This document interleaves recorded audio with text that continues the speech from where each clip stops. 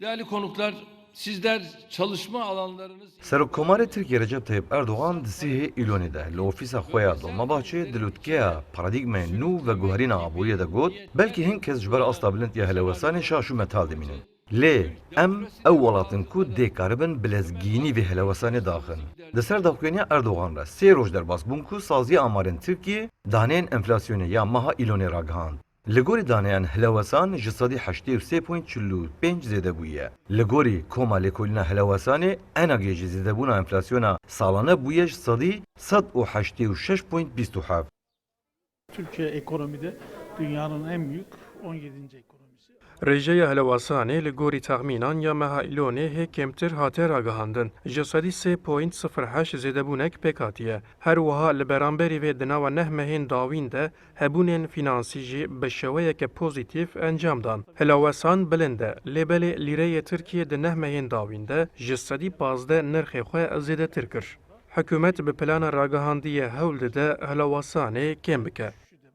Son mermiyi de ekonomiye sıkmışlar. Demek ki bir mermi kalmış. Serokê Partiya Gel ya Komarê CHP Kemal Kılıçdaroğlu jî li ser rêjeya bilind ya enflasyonê rexne li desthilatê girtin û ragihand. Rusya û Ukrayna dişerdane lê em li helwesana Rusya dinihêrin ji sedî 14.3 û berê xwe didin Ukraynayê helwesana wan jî ji sedî 23.8 e. Lê dema em li Tirkiye dinihêrin di gel ku em nedişerdane jî helwesan li Tirkiye çûye ser ji sedî 83.45 an. Vê desthilatê civak şerpirze û perîşan kir.